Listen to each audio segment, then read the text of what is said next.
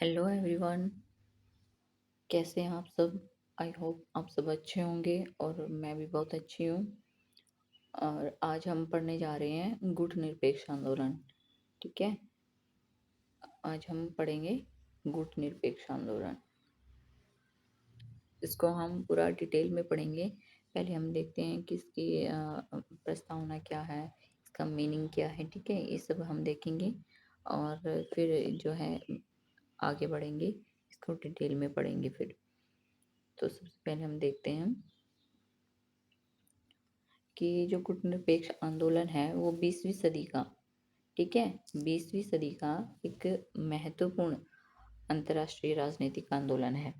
ठीक है, यानी कि सदी अगर पूछे, अगर किसी उसमें आता है हमारा क्वेश्चन, किसी पेपर में, किसी एग्जाम में हमारा क्वेश्चन आ रहा है तो उसमें सदी पूछते हैं, तो आप बता सकते हो कि 20वीं सदी का एक सबसे महत्वपूर्ण जो है इंटरनेशनल, ठीक है, जो है राजनीतिक आंदोलन है। ठीक है, जिसका जन्म कब हुआ था? शीत युद्ध के दौर में हुआ था, यानी कि जब कोल्ड वॉर आया हमारा, तो उस टाइम पे जो है हमें गुटनिरपेक्ष आंदोलन की ज़रूरत पड़ी थी। गुटनिरपेक्षता की जो नीति है उसको जो है बहुत से देश अपनाना चाह रहे थे। इसलिए अगर क्वेश्चन आता है कि जो है कोल्ड वॉर और नॉन अलाइनमेंट मूवमेंट है उसके बारे में लिखिए, तो इनका जो है एक आपस में घनिष्ठ संबंध है। ठीक है, तो इसको हम पढ़ेंगे कि जब सेकेंड वर्ल्ड वॉर ख़त्म हुआ था तो उसके ठीक बाद कोल्ड वॉर शुरू हो गया था हमारा। ठीक है, कोल्ड वॉर शुरू हो गया था। कोल्ड वॉर में क्या हुआ कि जो पूरा विश्व है वो दो गुटों में बट गया था। एक गुट था अमेरिका और दूसरा था सोवियत संघ। ठीक है, यूएसए और यूएसएसआर। ठीक है, तो पूरा विश्व जो है इन दो गुटों में बट गया था। ठीक है, लेकिन अब बहुत से देश ऐसे थे जो उस टाइम पे स्वतंत्र हुए थे। ठीक है, और वो दोबारा किसी महाशक्ति के अधीन नहीं होना चाहते थे, वो स्वतंत्र रहना चाहते थे और अपनी जो है एक तटस्थ विदेश नीति अपनाना चाहते थे। तो वो ऐसे में कहाँ जाए? ना तो वो यूएसए में जाना चाहते, यूएसए की तरफ, ना वो यूएसएसआर में शामिल होना चाहते हैं, तो वो कहाँ जाए? तो उसके लिए एक रास्ता क्या था? NAM, यानी कि नॉन अलाइन मूवमेंट। ठीक है, वो जो है गुटनिरपेक्ष आंदोलन में शामिल हुए फिर। ठीक है, ये इसका मीनिंग है गुटनिरपेक्ष आंदोलन का। ठीक है, इतना क्लियर हुआ? आगे देखते हैं फिर कि जो इस आंदोलन का मूल उद्देश्य क्या था। मैंने बताया कि ऐसे देशों को एक मंच पर लाना जो किसी भी सैन्य गुट, यानी कि ना तो वो अमेरिका में और ना ही वो सोवियत संघ में शामिल होना चाहते थे। ठीक है, वो किसी भी गुट में शामिल ना होकर क्या कर रहे थे? एक स्वतंत्र विदेश नीति अपनाना चाहते थे। ठीक है, एक स्वतंत्र विदेश नीति अपनाना चाहते थे। और ये जो आंदोलन है ये विकासशील देशों के लिए एक आवाज थी। ठीक है, महाशक्तियों के बीच संतुलन बनाए रखने का ये एक प्रयास था। यानी कि जो देश स्वतंत्र रहना चाहते थे, वो जो ना तो यूएसए में जुड़ना चाहते थे, ना यूएसएसआर में जुड़ना चाहते थे। ठीक है, वो जो है फिर गुटनिरपेक्ष आंदोलन का सदस्य बने थे। ठीक है, यानी कि उनको डर था कि कहीं हम फिर से जो है किसी बड़ी महाशक्ति के अधीन ना हो जाएं। ठीक है, जो देश नए नए स्वतंत्र हुए थे, ठीक है, तो वो अपनी स्वतंत्रता को बनाए रखना चाहते थे, वो किसी अन्य देश के अधीन नहीं होना चाहते थे। इसलिए जो है उनको एक अलग से जो है एक गुट की आवश्यकता महसूस हुई और वो गुट था गुट निरपेक्ष आंदोलन। ठीक है, तो ये हमारा जो इसका मीनिंग है ये क्लियर हो चुका है। अब आगे बढ़ते हैं हम, इसका हिस्टोरिकल बैकग्राउंड देखेंगे क्या था। इसके जो हमारा गुटनिरपेक्ष आंदोलन है, ऐतिहासिक पृष्ठभूमि देखेंगे इसकी कि जो सेकेंड वर्ल्ड वॉर हुआ था वो कितना चला था, कितने टाइम तक? 1939 से 1945 तक जो ये चला था। ठीक है, इसके बाद क्या हुआ था कि जो पूरा विश्व है, पूरी दुनिया जो है दो गुटों में बट गई थी। ठीक है, कौन कौन से गुट थे वो? अमेरिका और सोवियत संघ। ठीक है, तो पूरा विश्व जो है इन दो गुटों में बट गया था, सोवियत संघ और अमेरिका। ठीक है, और इसके बाद जो है क्या हुआ था कि जो एशिया के और जो अफ्रीका के देश स्वतंत्र हुए थे हाल ही में, यानी कि उसी टाइम जो है बहुत से देश स्वतंत्र हुए थे। ठीक है, और ये देश नहीं चाहते थे कि उनकी आज़ादी जो है फिर से छिन जाए, फिर से ख़त्म हो जाए।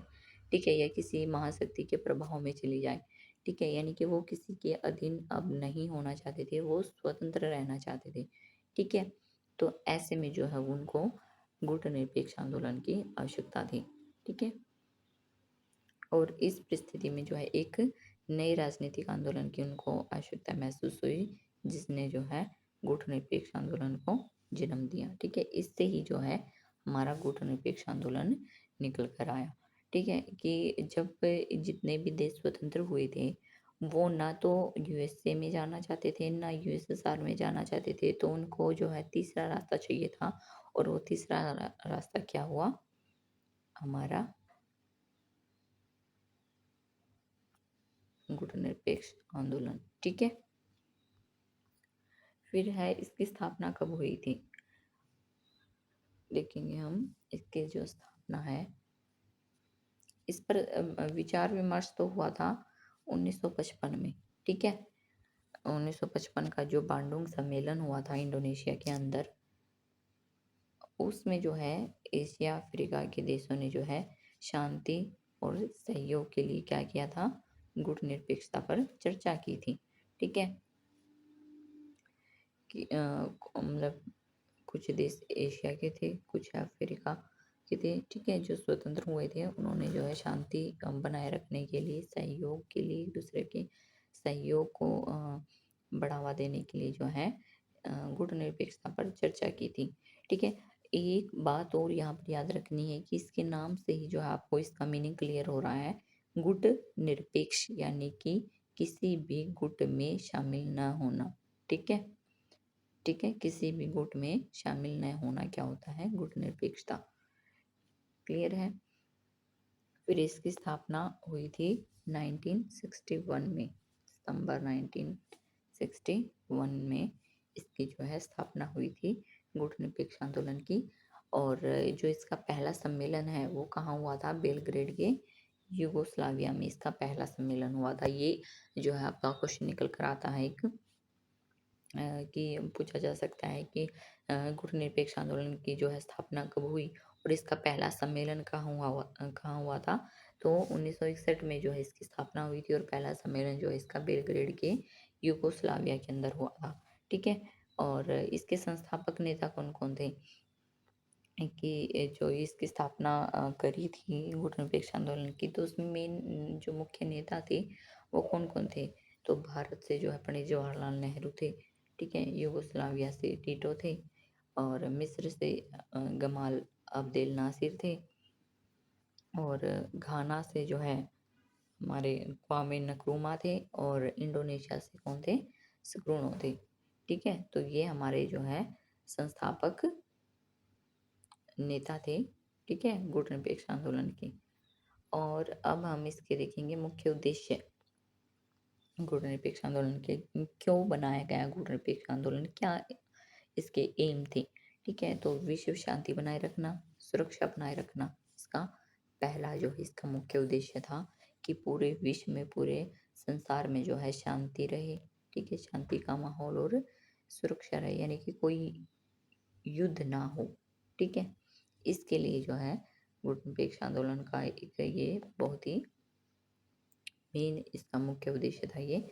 ठीक है, फिर किसी भी सैन्य गुट से दूरी रखना, यानी कि जो देश ये चाहते थे कि वो किसी भी गुट में शामिल नहीं होना चाहते, ना तो वो सोवियत संघ में और ना अमेरिका में, तो वो जो है इनसे दोनों से ही दूरी रखना चाहते थे। तो उसके लिए जो ये गुटनिरपेक्ष आंदोलन था। ठीक है, तो ये भी इसका एक मेन उद्देश्य था। फिर आता है साम्राज्यवाद और उपनिवेशवाद। और जो नस्ल भेद का था, विरोध कर रहा था ये, ठीक है। ये जो हमारा गुटनिरपेक्ष आंदोलन है, ये साम्राज्यवाद का, उपनिवेशवाद का और नस्ल भेद का क्या कर रहा था, विरोध करता था, ठीक है। ये इसका एक मेन उद्देश्य था ये भी, ठीक है। फिर है जो विकासशील देश है, विकासशील देशों के आर्थिक सामाजिक विकास को प्रोत्साहन कर रहा था ये, ठीक है। इसका ये भी एक प्रमुख उद्देश्य रहा है। और अंतर्राष्ट्रीय विवादों को शांतिपूर्ण समाधान की, इंटरनेशनल लेवल पर जितने भी विवाद होते हैं राष्ट्रों के बीच, ठीक है, राज्यों के बीच जितने भी विवाद होते हैं उनको शांतिपूर्ण तरीके से उनका समाधान करना, ठीक है, ये भी एक इसका उद्देश्य था। और समानता, स्वतंत्रता, संप्रभुता की रक्षा करना, ये इसका मेन उद्देश्य कहा जा सकता है, ठीक है, देशों के बीच। और फिर इसके सिद्धांत है कुछ, क्या है कि एक दूसरे की संप्रभुता, एक क्षेत्रीय अखंडता का सम्मान करना, ठीक है, कि कोई भी देश जो है एक दूसरे की संप्रभुता को जो है खतरे में नहीं डालेगा, यानी कि कोई भी देश दूसरे देश पर न तो आक्रमण करेगा, ठीक है, ना ही किसी देश को अपने अधीन करना चाहेगा, ठीक है, उसकी अखंडता को बनाए रखेगा, उसकी जो है एक क्षेत्रीय अखंडता का सम्मान जो है प्रत्येक देश करेगा आपस में, ठीक है। और जो है आक्रमण नहीं करना, यानी कि कोई भी जो देश है वो दूसरे देश पर आक्रमण नहीं करेगा, ठीक है। आंतरिक मामलों में हस्तक्षेप नहीं करेगा, कि जो उनके आपसी जो मामले हैं, ठीक है, यानी कि कोई मान लो फॉर एग्जांपल भारत से रिलेटेड कोई अ, मामला है, कोई विवाद है, ठीक है, तो उसमें कोई अन्य देश जो है हस्तक्षेप नहीं करेगा, ठीक है, वो उसका खुद मालिक है अपना, वो खुद डिसीजन लेगा उसमें, ठीक है, कोई अन्य देश हस्तक्षेप नहीं करेगा, ठीक है। समानता और पारस्परिक लाभ, ठीक है, और शांतिपूर्ण सहअस्तित्व से जो है सभी जो राज्य हैं वो काम करेंगे अपना। और इसमें भारत की भूमिका देखेंगे क्या रही है, कि भारत जो है गुटनिरपेक्ष आंदोलन का संस्थापक सदस्य है और प्रमुख प्रवक्ता रहा है, ठीक है, कि जब नॉन अलाइनमेंट मूवमेंट आया था तो ये शुरू से ही जो है भारत इसका संस्थापक सदस्य रहा है, ठीक है। संस्थापक सदस्य यानी कि जब इसकी स्थापना हुई थी नॉन अलाइनमेंट मूवमेंट की, तो तभी से भारत जो है इसका सदस्य रहा है। और पंडित जवाहरलाल नेहरू ने जो है गुटनिरपेक्षता को भारतीय विदेश नीति का आधार बनाया है, ठीक है, कि जो हमारी फॉरेन पॉलिसी है वो कैसी रही है, गुटनिरपेक्षता की, ठीक है। तो ये हमारी जो पंडित जवाहरलाल नेहरू जी हैं, उन्होंने ऐसी विदेश नीति अपनाई थी कि वो ना तो यूएसए के में शामिल हुए थे और ना यूएसएसआर में शामिल हुए थे, वो जो है गुटनिरपेक्ष आंदोलन में शामिल हुए थे, इसका सदस्य बने थे, ठीक है। तो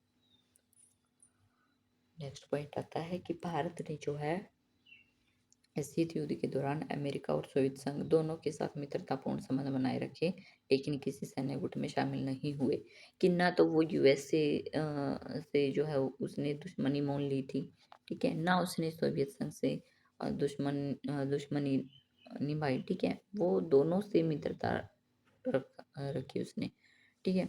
भारत ने जो है ना तो अमेरिका के खिलाफ गया, ना सोवियत संघ के खिलाफ गया, दोनों से जो है उसने दोस्ती बनाए रखी, और ना अमेरिका में शामिल हुआ ना सोवियत संघ में शामिल हुआ, बल्कि जो है वो किस में शामिल हुआ, गुटनिरपेक्ष में, ठीक है, गुटनिरपेक्ष आंदोलन में शामिल हुआ, किसी सैन्य गुट में शामिल नहीं हुआ वो, ठीक है, किसी सैन्य गुट में शामिल नहीं हुआ, ठीक है। और बाद के वर्षों में जो है भारत ने नॉन अलाइनमेंट मूवमेंट का जो है उपयोग विकासशील देशों के हितों की रक्षा करना और विश्व शांति को बढ़ावा देने के लिए किया था, ठीक है, कि पूरे विश्व में जो है शांति कायम रहे, ठीक है, सबकी जो है जितने भी विकासशील देश हैं उनके हितों की रक्षा हो सके, इसके लिए जो है काम करना शुरू किया।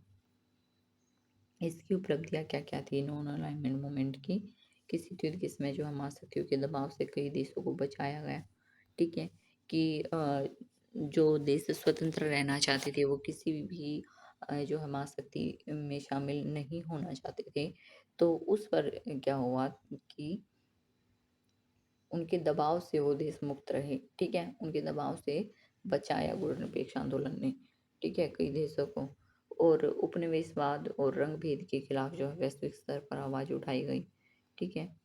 कि जो रंग-भेद की जो नीति चली हुई थी, जो उपनिवेशवाद का बहुत ही बुरा उस टाइम पे एक दौर था, ठीक है? तो वो उसका जो है ये अ, विरोध करता था गुटनिरपेक्ष आंदोलन, ठीक है? विकासशील देशों के लिए एक साझा मंच प्रदान किया, ठीक है? और अंतर्राष्ट्रीय मुद्दों पर जो है तटस्थ दृष्टिकोण को मान्यता दी गई कि जितने भी स्वतंत्र देश हैं वो अंतर्राष्ट्रीय स्तर पर जो है अपनी तटस्थ विदेश नीति अपना सकते हैं, ठीक है? वो स्वतंत्र विदेश नीति अपना सकते हैं, किसी भी अगर गुट में शामिल नहीं होना चाहते तो उनके ऊपर कोई दबाव नहीं था, ठीक है? वो अपना स्वतंत्र काम कर सकते थे, ठीक है? तो इसके चुनौतियाँ क्या-क्या थी इसके सामने देखेंगे कि जो स्थिति युद्ध है उसके बाद जब कोल्ड वॉर खत्म हो गया था तो इसकी जो प्रासंगिकता पर सवाल उठने लग गए थे कोल्ड वॉर जब खत्म हुआ था, ठीक है? और सदस्य देशों में जो है आर्थिक, राजनीतिक और वैचारिक जो है मतभेद था, ठीक है? वैश्वीकरण, आतंकवाद और जलवायु परिवर्तन जैसी जो है नई चुनौतियाँ जो हैं आ गई थी पूरे विश्व में, ठीक है? इतना टेररिज्म फैल रहा था, ठीक है? वैश्वीकरण आया, ठीक है? जलवायु परिवर्तन जैसी बहुत सी चुनौतियाँ जो हैं विश्व के सामने थी, ठीक है? महाशक्तियों के बढ़ते प्रभाव से जो है स्वतंत्र नीति बनानी जो है कठिन हो गई थी। और ये हमारा जो है पूरा कंप्लीट टॉपिक हो गया है और आप जो है लास्ट में लिखोगे कंक्लूजन इसका। तो कंक्लूजन में आप क्या लिखोगे कि जो गुटनिरपेक्ष आंदोलन है इसने 20वीं सदी में विश्व राजनीति को एक नया दृष्टिकोण दिया, ठीक है? जहाँ शक्ति संतुलन के बजाय स्वतंत्र नीति, यहाँ पर बैलेंस ऑफ पावर का जो है विरोध करके जो है एक स्वतंत्र नीति, शांति, सहयोग को महत्व दिया गया। भले ही आज इसकी चुनौतियाँ बढ़ गई हों, लेकिन ये जो है आंदोलन अब भी विकासशील देशों के लिए एक अहम मंच है, ठीक है? अंतर्राष्ट्रीय राजनीति में इसकी जो आवश्यकता वो अब भी बनी हुई है, ठीक है? तो ये हमारा जो टॉपिक आज कंप्लीट होता है फ्रेंड्स। अगर फिर भी आपको इससे रिलेटेड कोई भी क्वेरी रहती है, तो आप कमेंट बॉक्स में पूछ सकते हैं। और चैनल को सब्सक्राइब करो और वीडियो को ज़्यादा से ज़्यादा शेयर एंड लाइक करो फ्रेंड्स, ठीक है? Bye bye.